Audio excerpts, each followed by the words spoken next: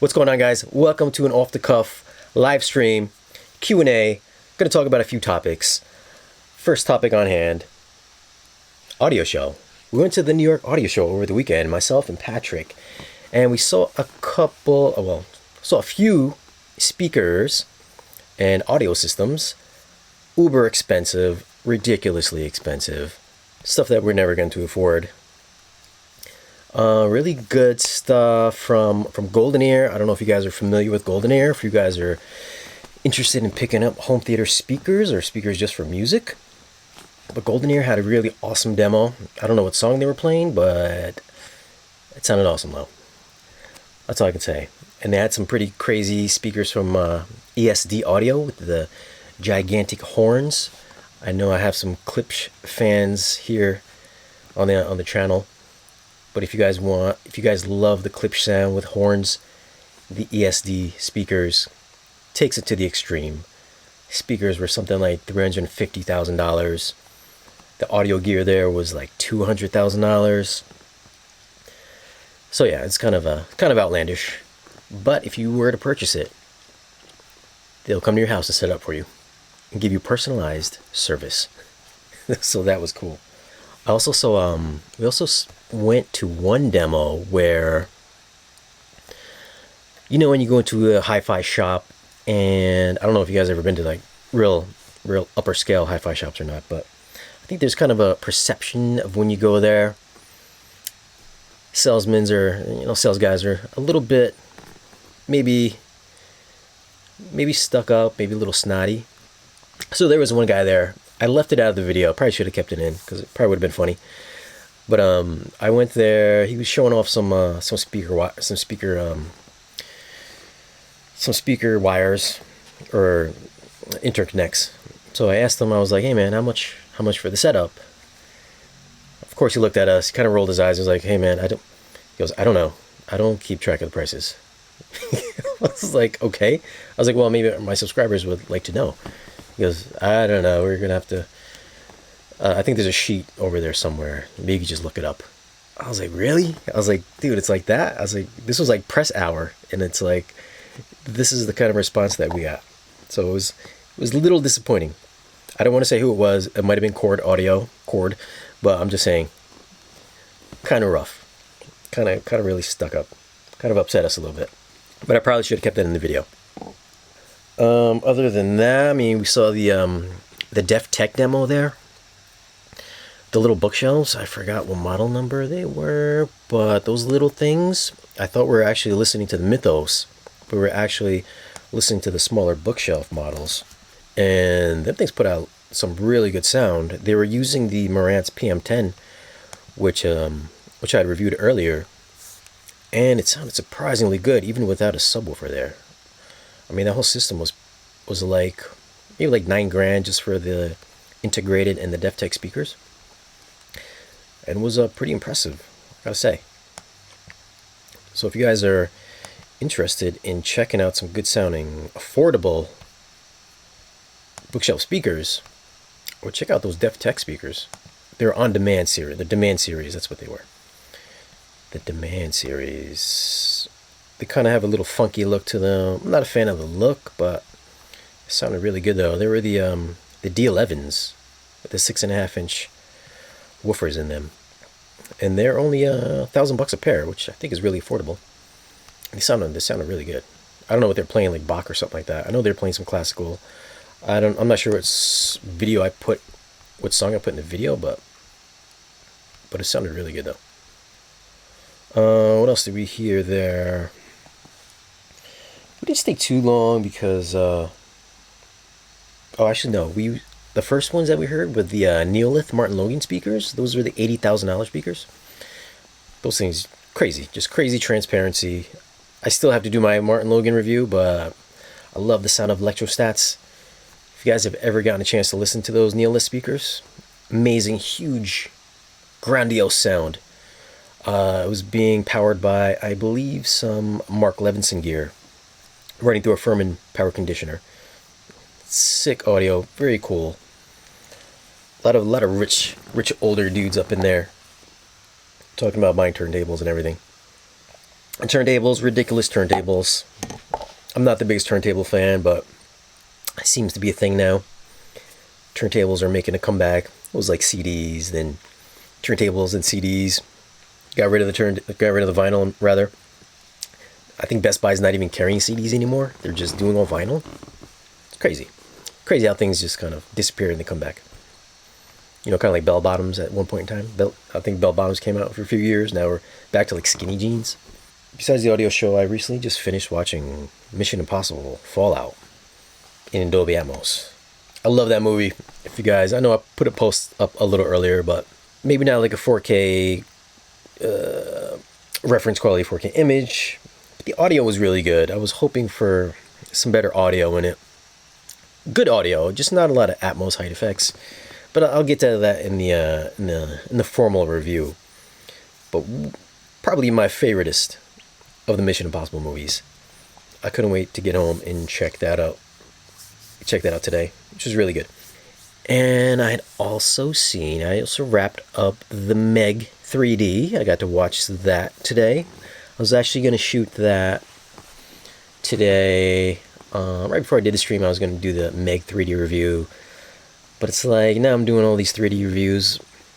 I feel like nobody really cares anymore about 3D, so it's like, it's always a question. Like, me and Brass always have conversations about, should we do the 3D review? And it's always like, is it like an awesome 3D?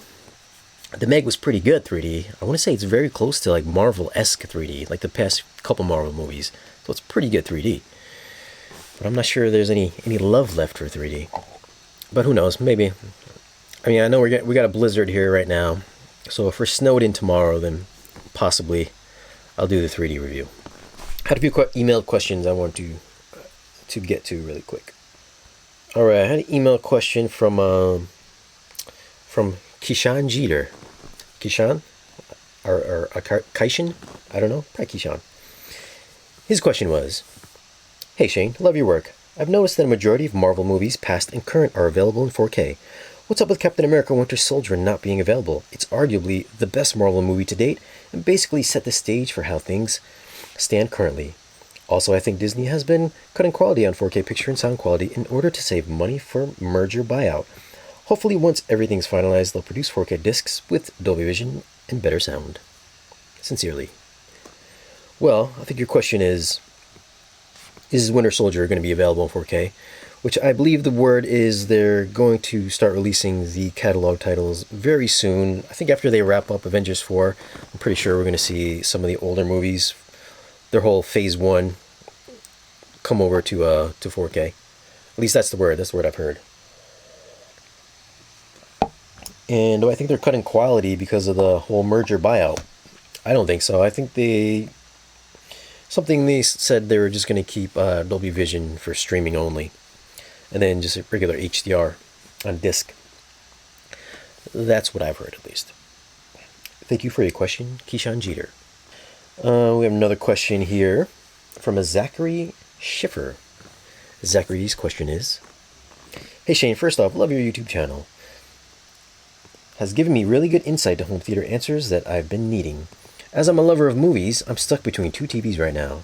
The 75-inch Sony X900F or the Sony 65-inch A1 and A8F. I'm going to be using it primarily for 4K Blu-ray and just want the best experience. I plan on pairing it with either TV, the Panasonic UB820.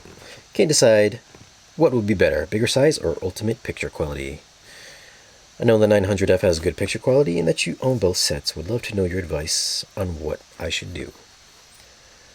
Well, question is, should he go for the 75 900F or go with the A8 or A1E? Well, I do have both sets. And ultimately, the set that is now in my living room is the 75-inch. I think if you're really going to watch mostly movies, at least from my perspective, I'm all about the size. The 900F has really good picture quality. I like it. It has minimal blooming. Dare I say, I think I saw a little bit more blooming on the A9F than the 900F. At least at the shootout I went to, I saw so a little bit more blooming on the 9F than the 900F, which was surprising. But the 900F does get very bright. It's got great color. It's got great motion. It's not perfect black, obviously. Only OLEDs are going to give you perfect black. I mean, other than that, I mean, the OLEDs are great and everything like that. If you're just going to stick with if it was between the 65-inch 900F or the 65-inch OLED, then yes, I would go over the OLED. But for me personally, if you're going to do movies, I tend to always go for the larger size, unless it's a really shitty larger 75-inch. But those two TVs, the 900F is a great full array set, so I would stick with the 900F, and I did. My OLED is in the bedroom, which I rarely watch anymore. So thank you for your question, Zachary. I would go with the larger size. And I got one more question here from a Joseph. Joseph's question is, this is from Twitter. He says, "Hi Shane.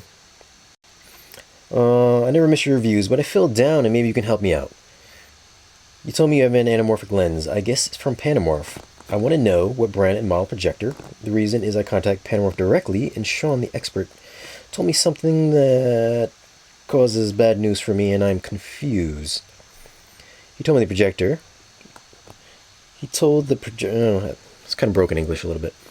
He told the projector most have anamorphic mode to use the Paladin lens. Just four projectors are with this mode. The others are not compatible with the Paladin lens. It's difficult to find this information. I'm your fan because you're the only one that spoke about aspect ratio with the Oppo 203. Mine is BenQ 800 4K affordable projector." Well, thanks for the question, Joseph. So I guess his question is, can he use an anamorphic lens on his BenQ 4K projector, which I believe is an upscaling projector? Absolutely, you can totally use an anamorphic lens. I have an older lens. It's not even the Paladin. I think the Paladin is like $3,300. Mine was I've had mine forever, Joseph. Mine was something like it was a couple grand, maybe like $3,000 or something like that back in the day. I think I have like a 480, I think it is. It's an older one, but it works perfectly fine with my 4K projector. I've got the Sony 675 ES. Perfectly fine with that. Super sharp, looks great. You will kind of have to have an anamorphic mode on your projector, which I don't know if the BenQ does or not, but it'll say anamorphic or stretch. You'll have a vertical stretch mode on it. Just as long as you have a vertical stretch mode on that, then absolutely you can use it with that.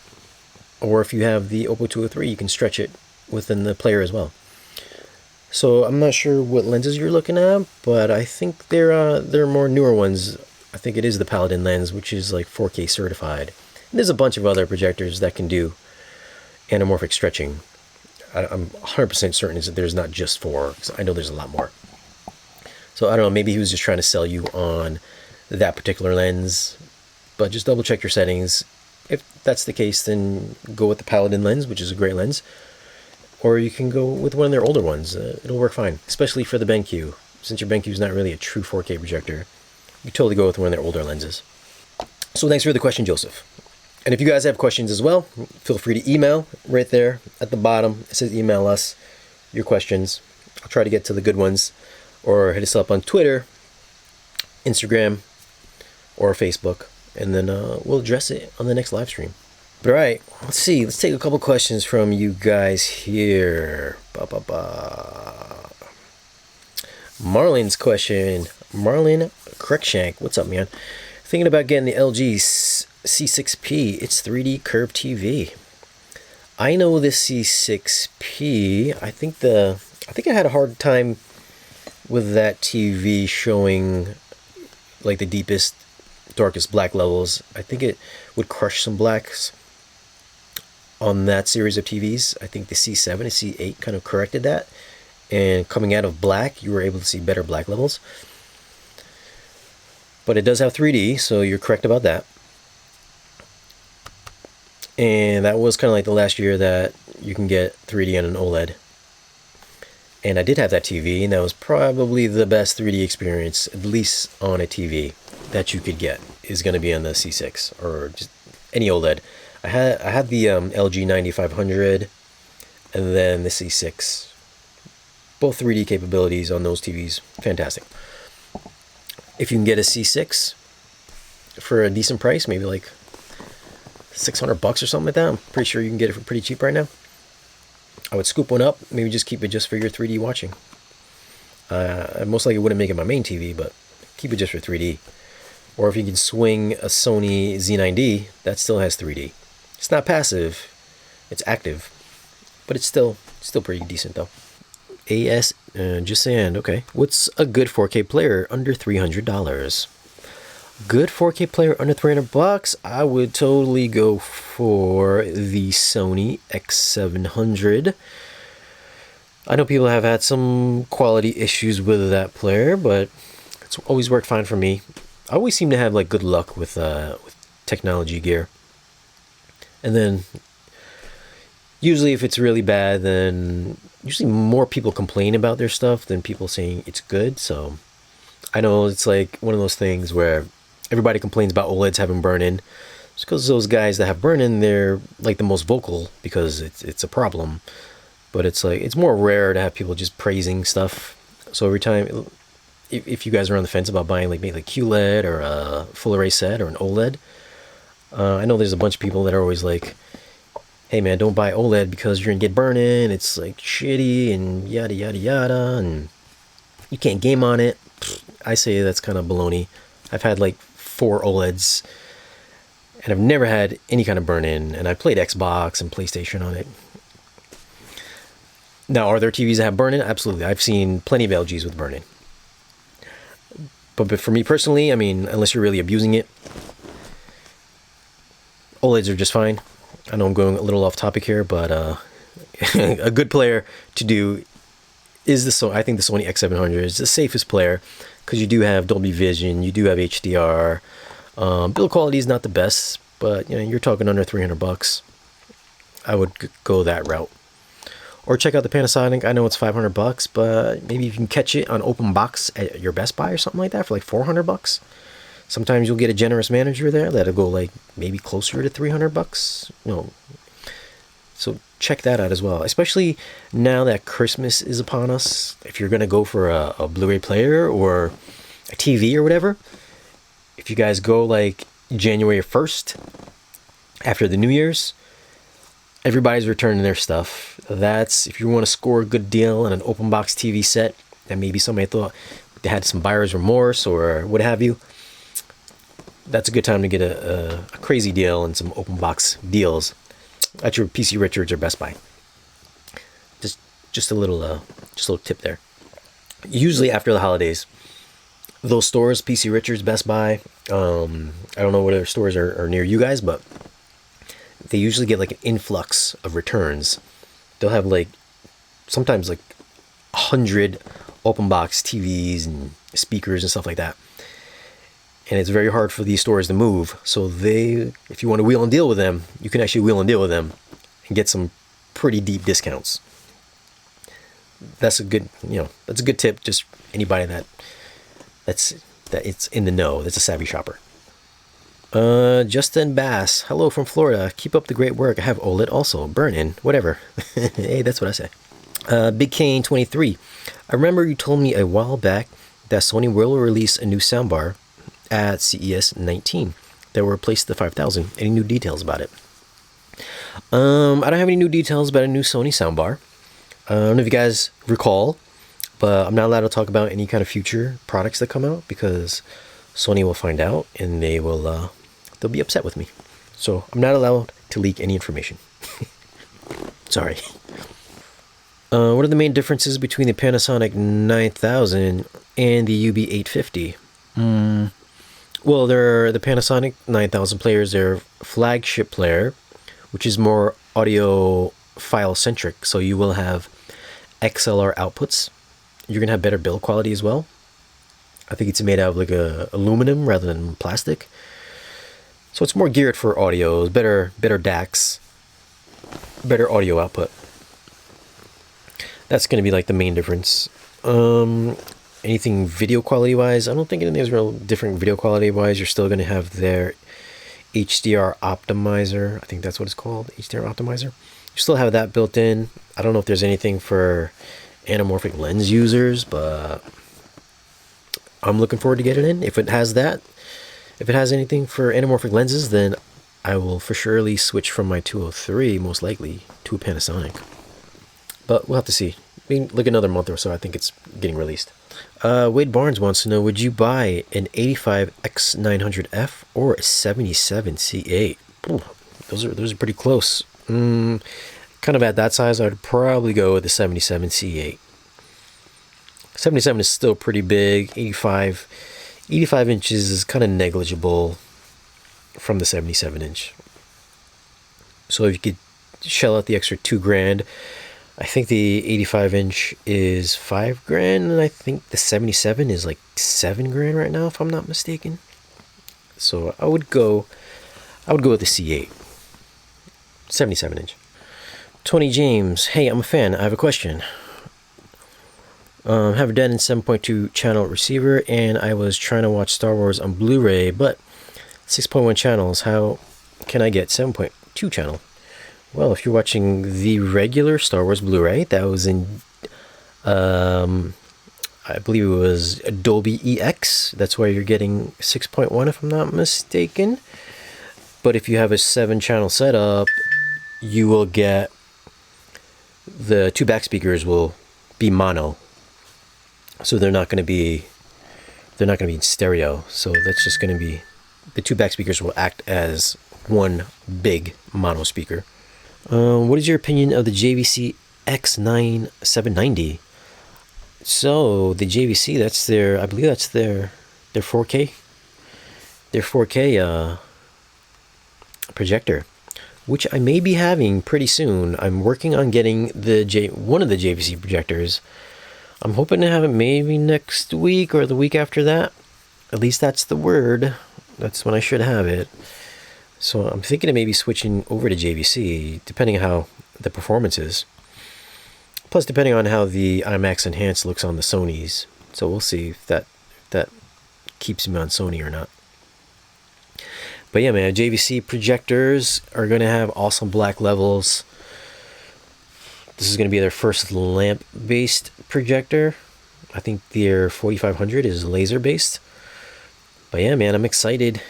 Very excited. I miss the JVC black levels, the contrast. The Sony looks nice, but just not quite JVC level. Bobby Mall says, what's up, Shane? I really enjoy your content. I watch every single movie review you do. You also have a badass theater. Question is, what 65-inch 4K TV do you recommend for under $800? Under $800, 65-inch, under $800. I think you can get the TCL. Is it the TCL P series? Let me check Best Buy real quick. Because the TCLs have, they got HDR, they got Dolby Vision. And I believe the last time I had seen, it was at a pretty good price. So yeah, so the TCL R615, that is $899. Your question was what? How much do you got? $800? Well, for an extra $100, I would totally go for that TCL 65er. That's a pretty good deal. The R615. That's what I would do. Because everything else, the Samsung sets, I think they have like their 6900 series. Actually, no, the Samsung 7100 series, that's like a 60 hertz panel. Edge lit though. It's kind of shitty looking. I probably wouldn't do that, but that's kind of in your ballpark. The lower end Sonys, I wouldn't get the lower end Sonys either, because you're looking at their 6 series as well. I think there's a 6900 also. That's kind of crappy looking. So man, your best bet is stick with like the TCL. Super TA329. Just had Jeff Meyer calibrate my Yamaha with DefTech fronts, rears, and subs, and I'm amazed at the sound. He did a nice job on my Sony Z9F. Congrats on that. I'm a believer with AV calibration. I'm a believer in AV calibration too. If you have a good one that actually uses like instruments and calibrates everything with, specifics in mind. I know there's quote-unquote other calibrators on YouTube that do things by eyeball and, calibrate with their eyeballs. So you might want to stay wary of those kind of guys. But yeah, man, calibrate your audio and video, level match your speakers, get your colors correct on your TV, don't eyeball it, and do things the right way, and then you'll see a nice, normal, natural image in your picture quality. So definitely, if you're really into audio and video, get your stuff calibrated. It's only like $300, I think, depending on where you go. So it's not like a lot of money. What are you grabbing Black Friday? I don't think I'm shopping for anything on Black Friday. I'm usually not a Black Friday kind of guy, so I'll be honest with you. Usually on Black Friday, usually the good stuff isn't on discount on Black Friday. It's usually the kind of the lower end stuff is what you're gonna find on Black Friday. At least that's what I've kind of noticed through the years, especially when I used to work in stores. It's always kind of the entry level stuff would be Black Friday sales, like your Sharps and your Toshibas. That's that kind of stuff that you'll find for like $100 or $200 for like a 55-inch. And then Samsung will come out with Black Friday deals. They'll come out with like specific TVs for Black Friday. LG will come out with like a version for Black Friday, and I think Sony does their lower end models for Black Friday deals. So it's kind of rare that you'll see like an awesome deal for like an OLED or something like that on Black Friday. Big Kane 23, what's your opinion on the Samsung Q9 FN? What's my opinion on the Q9? Man, I'm not the biggest Samsung fan. I know there is a whole big thing about, the Samsung's like crushing detail and all that stuff.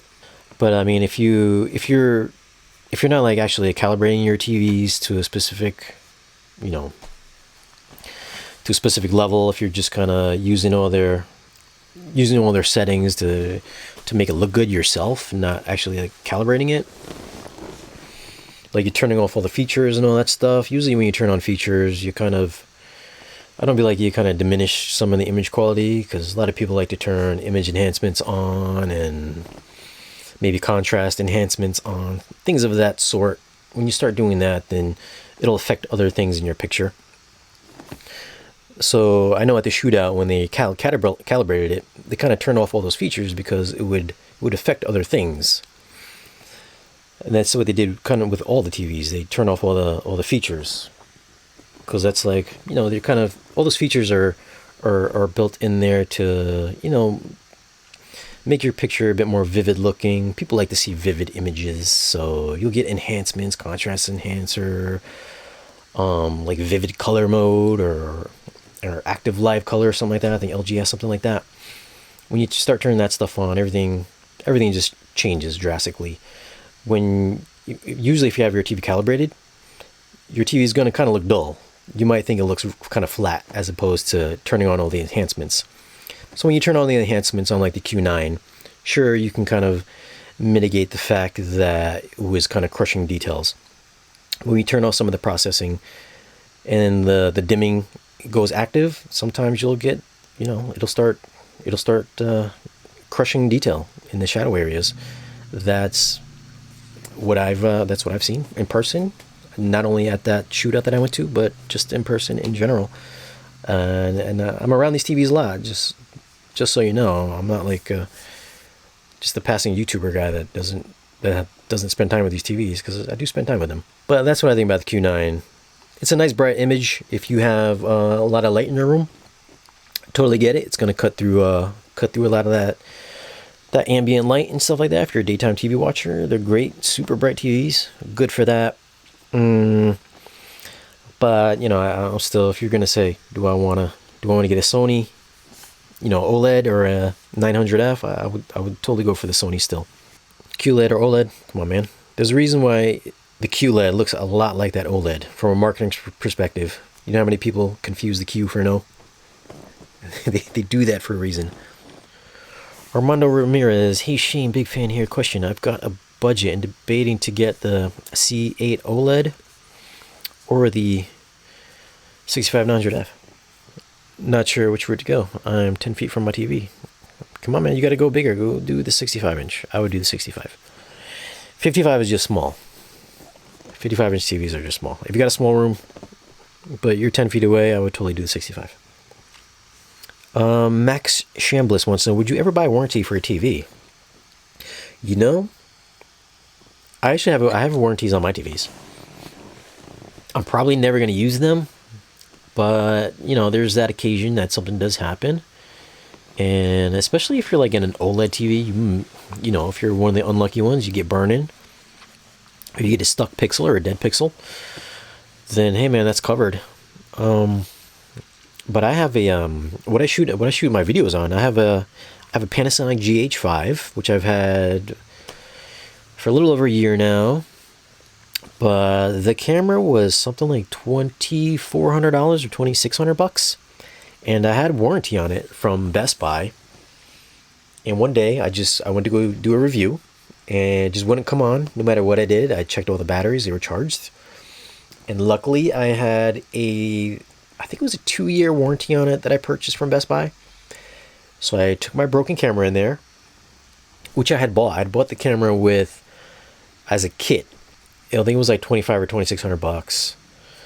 So I got the camera body and I got the lens, and then it stopped working. So I brought the camera body into Best Buy with one battery, and I told them it died and they couldn't fix it, obviously. And then he said, "Hey man, do you want me to send this out for you?" I said, "No man." I said the camera is kind of like my bread and butter. I need the camera like ASAP. He said, "Well, I'll just fulfill it for you, and I'll just cash it in for you. So do you want me to just order you a new camera?" And so instead of sending it out for repair, they ordered me a brand new camera. Mind you, I brought them back the body only. Usually the body only is like maybe $2,000 or something like that. I think it was like $2,000 for the body. But I had the lens at my house. The lens is like $800, so I didn't bring back the lens. So I brought back my camera. So he took the camera. He said, "Here, you can keep the battery." The battery's like $70. So I got to keep the battery, and then he ordered me a whole new kit, a whole new $2,600 setup again, with a new camera body, with a new battery, another charger, and another lens. And I still had the original lens at my house. So not only 2 days later, I get a brand new camera, but now I have two lenses. I have an extra battery. That extra lens I was able to throw on eBay and get like $800 back. So I mean, I made out. So if you do a warranty, especially with like a Best Buy, sometimes depending on who you're talking to there, if they're not the slickest person, you can make out with a crazy good deal, especially if they're just going to cash in your TV. If you spent like $2,000 or something like that, and hey man, if it dies like 3 years down the road, come on man, a new TV 3 years down the road, you'll get $2,000 back for 2021 TV. That's a crazy deal, especially if you have, you know, like a power surge or something like that. So I believe in warranties. I know if you're spending a lot of money on an expensive TV, or warranties can cost a lot of money. I mean, like $500-600, maybe $1,000, depending on how much you're spending. But I like the warranty. I do it. I usually wasn't a believer, but I'm kind of a believer. So like I said, I made out, especially on my camera, I made out on that one. So I would do it, for sure. Unless it's like a really cheap TV, then you can always skip on that. Jeff says, "Shane, do you think the 4400 will get dropped in price?" I think the Denon 4400 is like $900 right now, if I'm not mistaken. I think it was like 12 or 14 when it came out. I could be wrong on that, but I think it's like $900 right now. Is it going to go lower? Man, I don't know. I don't think it's going to go lower than that. I mean, it could go lower, but I mean, the 4500's out right now, so usually at your local shop, they usually just send them back to the vendor, and they'll sell off whatever remaining stock they have. Then they'll open box the floor model. If you can get a floor model for like $300, you could probably do that. Check out your Best Buy, especially when it gets discontinued. But as of right now, I think it's already cheaper. I think it's like $900. Tito Rodriguez, what do you think of Oro 3D? Have I tested it? Oro's good. Oro 3D is good if you have actual Oro 3D content. I know people like to upmix with it. Upmixing is fine. Sometimes it just doesn't work. Sometimes, you know, Dolby Surround upmixing doesn't work. Sometimes it's just a bunch of sound that gets thrown up there. So I usually don't upmix. I usually just listen to it straight as it is. So if it's just straight 7.1, I listen to it 7.1. But I'm not set up for Oral 3D though, because what's the point if there's nothing to buy? So Oral 3D for me, I could care less about Oral 3D. Do you have one Atmos track that's your go-to for demoing speakers and AVRs or showing off your system to friends? Come on, Brad Pipkins, you should know what Atmos track I always go to. I talk about it all the time in my reviews, man. There's actually 2 of them. Atmos audio in movies sounds very low in comparison to surrounds in fronts. Is this intended, or do I need to recalibrate my Atmos speakers? Well, if you, I would get yourself a sound level meter and balance your audio. Because remember, surround speakers aren't always going to be the loudest. Your Atmos speakers aren't always going to be super loud. Sometimes it's just there for ambiance, some background noises. And if something's happening that needs to get drawn attention to, then it'll play louder. But if it's just always quiet all the time, then yeah, you need to check your levels. But yeah, for sure, Frenzy, just get yourself a sound level meter. You can go to like Amazon, get yourself a sound level meter. Anybody that has surround sound in their home needs to have a sound level meter. That is like, it's like one thing everybody that has a receiver or anything with multiple speakers should have a sound level meter. Because if you're doing your sound by ear, then you know, it's not the right way to do it. How do I make a copy of my 4K disc and what software? You know, I was contacted recently by DVD Fab to do a video on their software, because you know their software can rip 4K Blu-rays. It was a DVD Fab. So they asked me to do a video on their software. And then I was going to do it, but then I got to thinking maybe it's not the brightest idea to do video on piracy, so I opted not to do that video for those guys. So, but you can definitely check out their software. It's called DVD Fab. They have some good stuff. Good video stuff. But question, what do I think about the Bose LS650? What do I think about the 650? I've heard the 650, if I'm not mistaken. The Bose 650, I mean, I think it's good if you have a kind of a small apartment, but as far as like potent sound, I probably wouldn't get it. You're just not going to get kind of that good mid-range, those good mid-range frequencies. There's only so much you could do with speakers that are like that big. They look cute and they take up very minimal space. They put out a big sound, but you know, you're just not going to get that good mid bass. You're not going to get that good mid range. I just wasn't. It sounds good for a small system, but for the price they're asking, it's a little overboard. Yeah, it's like four grand. It's like $4,000. That system's like $4,000. You could make yourself a killer system for $4,000 and not get Bose stuff. Good chat, guys. I wish I would have had a little bit more topics to talk about, but you know, it was all good. But thanks to everybody that's in the room, everybody that participated. Any questions? Again, man, we got the email address right down there. Bam, send us some emails. Twitter, you know, Facebook. Check out the Patreon page too if you guys have some in-depth questions. Go to Patreon, man. You know, donate $1 or $5, whatever. We're always doing some monthly digital giveaways and movie giveaways. Check out the Patreon as well. And thanks for stopping by. Send us your questions. We'll chat again. Peace.